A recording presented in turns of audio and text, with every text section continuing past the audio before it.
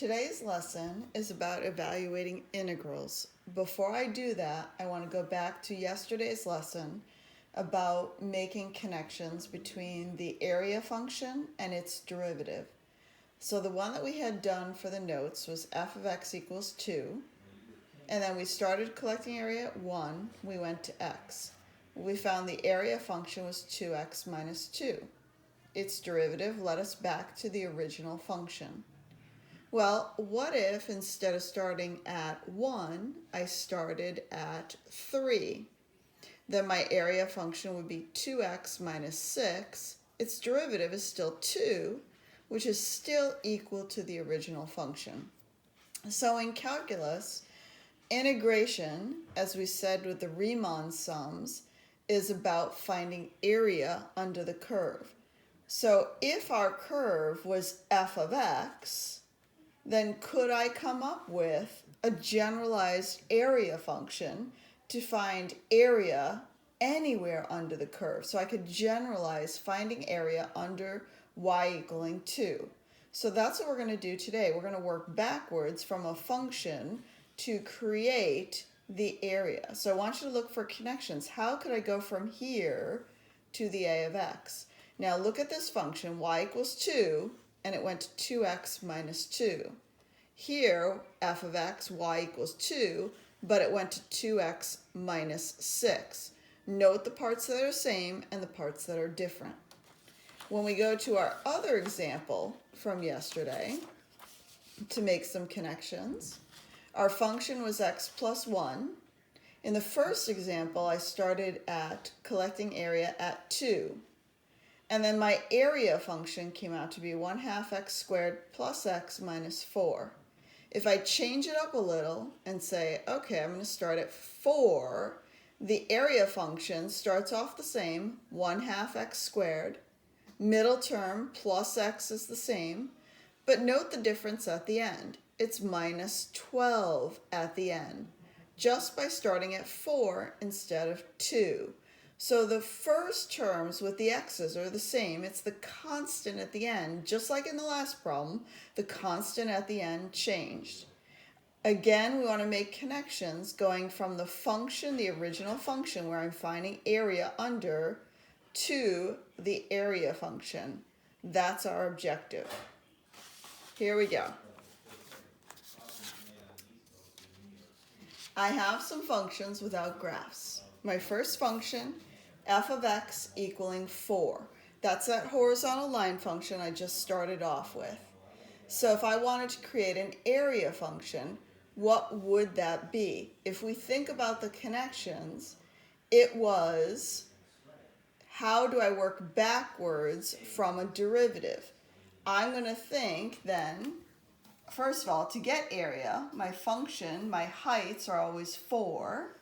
That represents the height of each and every rectangle if I think about a Riemann sum for area under the curve. Dx, just like before, represents the thickness of each and every rectangle under the graph of y equals 4. To find then the area, I'm going to integrate, or I'm going to reverse the derivative process. So think in your brain, who could I possibly take the derivative of to get back a 4? That's what's going to go here because of those connections we made.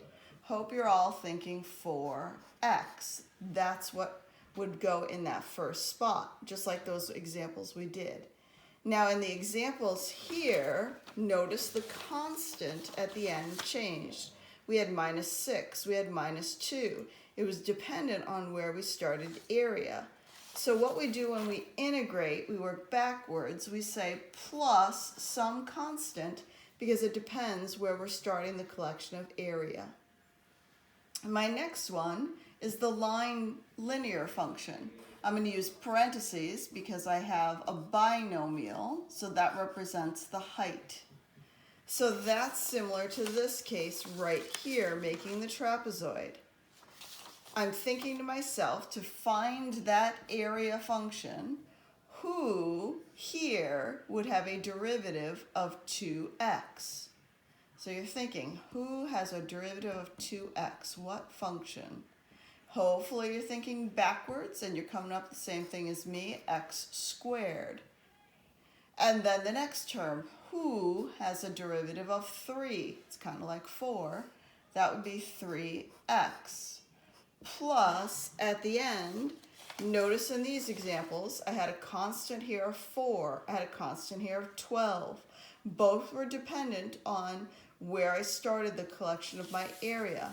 Since we're doing a generalized area formula, I'm going to say plus c. My next example is one that we haven't done. I'm taking a quadratic and I want to find the area under a quadratic. But I'm going to use the same process I've been doing all along. I'm going to say a equals, and I'm going to think, who has a derivative of 3x squared? Who could generate that for a derivative? X to some power. Think about what power I would put here. So when I take its derivative, I get 3x squared. Hopefully you're all thinking x to the third. Plus, who am I going to take the derivative to get 4x? Again, we're working backwards. So an x to the who, I'm thinking, it's got to be a squared, because squareds go down to a linear. And then what would have to be in here to generate a 4x? Has to be a 2x, because 2 times 2 makes 4. Minus, and hopefully by now you have the pattern with the 5, that would be 5x plus c. If you're having trouble with how we are generating those terms to create the area function, we have a process for dealing with the power rule in reverse when we integrate. And that process goes like this. If you have ax to the b for any given term, so that'll be one term, to find the antiderivative of that term, so there's my kind of setup for it, what I do is I take the power first, I increase it by 1, and then I take my new power and I bring it over to the front and I take the a value that I have, divide it by my new power, and that will always get me my new term in the polynomial. If you have multiple terms, you apply the power rule over and over again to each term. And then you'd put plus c at the end. What we're going to do now is we're going to do some examples related to dealing with integration and applying this thing called the power rule. So my first example, 2x to the third minus 9x squared plus 6. To apply the power rule, I take x, I bring it up 1 power. So if it's x to the third, it goes to x to the fourth. Then I take the new power and I'm dividing that front coefficient of 2 by the new power of 4. So 2 over 4 becomes a front coefficient of 1/2. You can easily check, do the derivative. 4 times 1/2 is 2, drop that down by 1. Minus, next term, leave some space, x to the, this is x squared. If I add 1 to the power, I get 3. I take that new exponent, divide it by the coefficient of 9. 9 divided by 3 is 3. Plus, the 6 right now does not have x to a power, so you could think of it as x to the 0. If it's x to the 0, leave space, then it becomes x to the first. And then you divide your 6 by 1 to get a 6. And then plus that constant to generate the where we're starting the collection of area as we saw graphically. And that's my answer for 4. For 5, even if the power is super big, like x to the 9th, that process still works. I take the x, I raise it by 1, I get x to the 10th. I divide by my new power. I don't have a coefficient here. It's assumed to be 1. So it becomes 1/10 x to the 10th plus c. The power rule also works for fractional powers. I have x to the 2/3. If I add 1 to 2/3, I would have 2/3 plus 3/3 to get me 5/3. That would become my new power. Then I would go here and I would take 1 divided by 5/3. Well, we learned way back, dividing by a fraction is like multiplying by its reciprocal. So I'm going to take 1 times 3/5, and that's my new front coefficient, plus the c at the end. My next one is x to the negative 3/5. I add 1, which is like adding 5/5. Negative 3/5 plus 5/5 would be 2/5.